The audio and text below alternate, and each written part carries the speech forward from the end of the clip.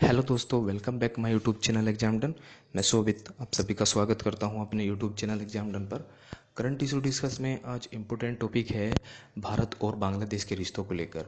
क्योंकि हाल ही में अभी जो उसकी बांग्लादेश की जो प्रधानमंत्री है वो भारत की 4 दिवसीय यात्रा पर हैं। अब क्या क्या वो समझौते के लिए आई हैं और क्या क्या डेवलपमेंट हो सकती है, इन सभी के बारे में डिस्कस करेंगे। उससे पहले आप चैनल को सब्सक्राइब करें, लाइक करें और शेयर करें और बेल आइकन को भी ज़रूर दबा दें, क्योंकि जितनी भी नोटिफिकेशन होती रहेगी वीडियो से रिगार्डिंग, चैनल से रिगार्डिंग आपके पास आती रहेगी।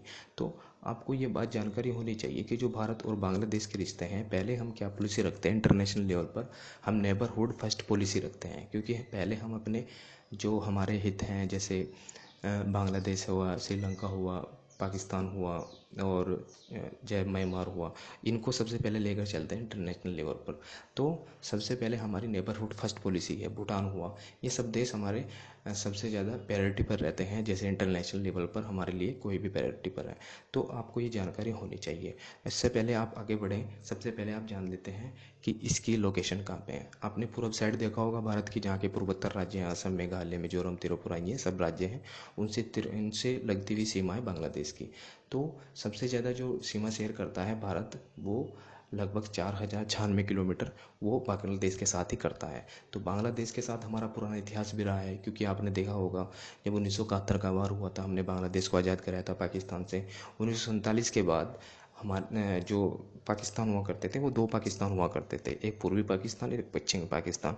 तो पूर्वी पाकिस्तान को आज आज का बांग्लादेश कहते हैं और पश्चिम पाकिस्तान को आज का पाकिस्तान कहते हैं। 1971 में हमने पाकिस्तान से इसको आज़ाद कराया था, क्योंकि उनके द्वारा, जो पश्चिम पाकिस्तान के द्वारा उनके ऊपर अत्याचार करे जाते थे, वो उनके वहाँ की आर्मी आकर उन पर अत्याचार करती थी पूर्वी पाकिस्तान में। तो पूर्वी पाकिस्तान के इस वजह से वहाँ के लोगों ने उसको भगा दिया और भारत की सहायता से हमने वो युद्ध जीत लिया और पाकिस्तान को बांग्लादेश से हमने भगा दिया। तो ये तो ही कुछ इतिहास की जानकारी। अब इसके ट्रेड के बारे में बात करते हैं। तो भारत और बांग्लादेश का जो ट्रेड है साउथ एशिया में सबसे ज़्यादा है। साउथ एशिया में हम सबसे ज़्यादा जो ट्रेड करते हैं वो बांग्लादेश के साथ करते हैं, लगभग $18 बिलियन का। $18 बिलियन हम साउथ एशिया में सबसे ज़्यादा ट्रेड करते हैं। ना श्रीलंका के साथ करते शायद, ना ही हम नेपाल के साथ करते, ना ही हम जो मलेशिया है, जो ऐसी कंट्री हैं उनके साथ हम कोई भी इतना ज़्यादा व्यापार नहीं करते हैं। तो ये उस टाइम की फ़ोटो है जब भारत के प्रधानमंत्री बांग्लादेश की यात्रा पर गए थे। आपको ये मैंने ट्रेड के बारे में बात बता दी है। तो अभी हाल ही में जो किस नदी को लेकर समझौता हुआ है वो है कोशियारी नदी। कोशियारी नदी जो इम्पोर्टेंट होती है वो सिलहट रीजन के लिए इम्पोर्टेंट है। सिलहट रीजन कहाँ कहाँ से है? सिलहट रीजन है, एक असम से है, एक बांग्लादेश से है। बांग्लादेश का कुछ हिस्सा और असम का, साउथ असम का कुछ हिस्सा, उसमें सिलेट रीजन आता है। तो उसके लिए बहुत इंपॉर्टेंट होती है ये नदी।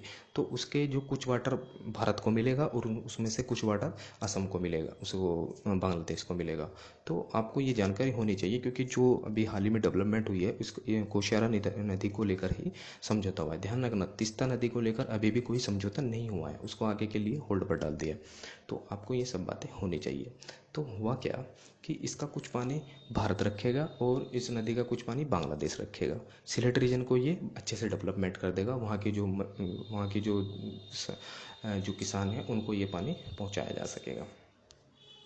तो बांग्लादेश के प्राइम मिनिस्टर शेख हसीना जी 4 दिवसीय यात्रा पर है, ये बातें मैंने आपको बता दी। तो 2 leader agree to share water the कोशियारी कॉमन रिवर, ये सब बातें मैंने आपको बता दी है। 1996 से ये डिस्प्यूट चला रहा है कोशियारा रिवर का, लगभग 25 साल हो चुके हैं। तो अब जाके ये रिजॉल्व हुआ है। ये सब बातें आपको बता। अब हाँ, एक और बात मैं आपको इसके रिगार्डिंग बताना चाहता हूँ। आपको पता होगा अभी हाल ही में लगभग कुछ महीनों बाद ही बांग्लादेश के अंदर इलेक्शन होने वाले हैं।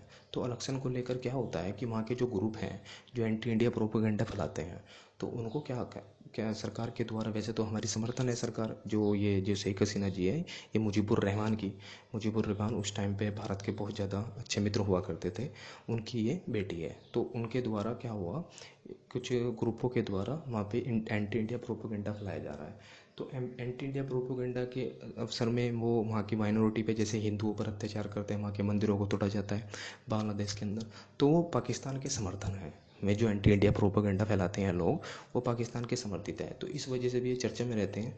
तो उससे भी कहीं ना कहीं भारत को इससे अवेयर होना पड़ेगा, क्योंकि हमने इससे बांग्लादेश के साथ बहुत अच्छे रिलेशन है, उनको भी कहीं अलग अलग देखना हमें पड़ेगा। ये मैंने आपको बता दी है कि डीएनए की खबर है। वैसे सभी न्यूज़पेपरों में ये छाई रही है कि जो बांग्लादेश और भारत के रिश्ते हैं ये कैसे डेवलपमेंट स्टेज पर पहुँचे हैं। मोस्ट इम्पोर्टेंट आपको सबसे बात होनी चाहिए यूपीएससी के पर्सपेक्टिव से, क्योंकि हमारी नेबरहुड फर्स्ट पॉलिसी है। हम पड़ोसी को पहले अपनी अपनी नज़रों में देखते हैं कि सबसे पहले प्रायोरिटी हम पड़ोसी को देते हैं। यह बात आपको बहुत पता होनी चाहिए। ये कोशियार नदी है जो मणिपुर से निकलती है और फिर असम में जाती है और फिर बांग्लादेश में चली जाती है। ये सब बातें मैंने आपको बता दी है, मैप वाइज आप समझ सकते हैं इसको। तो तीस्ता रिवर की थोड़ी सी बातें कर लेते हैं, क्योंकि तीस्ता रिवर बहुत इंपॉर्टेंट रहती है। तीस्ता रिवर का पानी बांग्लादेश चाहता है कि हमें 50% मिले, लेकिन भारत के द्वारा सिर्फ 45% की डिमांड करी है। 45% कहा गया था कि हम 55% हम रखेंगे, 45% आपको देंगे, लेकिन इस पर अभी भी कोई भी रेजुलेशन या फिर समझौता नहीं हो पाया है। तीस्ता रिवर के बारे में थोड़ी जियोग्राफी जानकारी ले लेते हैं, क्योंकि जो तीस्ता नदी है वो सिक्किम से होकर निकलती है, पश्चिम बंगाल को होते हुए वो बांग्लादेश में जाकर ब्रह्मपुत्र नदी में मिल जाती है। ये तीस्ता नदी बांग्लादेश के अंदर ब्रह्मपुत्र नदी में चली जाती है और ये इसकी ट्रिब्यूटरी है। ये आपको पता होनी चाहिए। तो आशा करता हूँ आपको ये वीडियो पसंद आया होगा। चैनल को लाइक और सब्सक्राइब करना मत भूलें, क्योंकि करंट इशू डिस्कस में ये मैंने आपके लिए जो यूपीएससी से पर्सपेक्टिव से बहुत ज़्यादा रिलेवेंट होता है, तो वही बातें मैं आपके इसमें सामने डिस्कस करता हूँ, जिससे यूपी पीसीएस या यूपी स्टेट एग्ज़ाम जितने भी आईआर के मुद्दे हैं वो सब इसमें मैं उठाता रहता हूँ। तो आपको इस चैनल को सब्सक्राइब करें, लाइक करें और बेल आइकन को जरूर दबा दें, क्योंकि जितनी भी नोटिफिकेशन होती रहेगी आपको मिलती रहेगी। Thank you all of you. मिलते हैं अगली वीडियो में।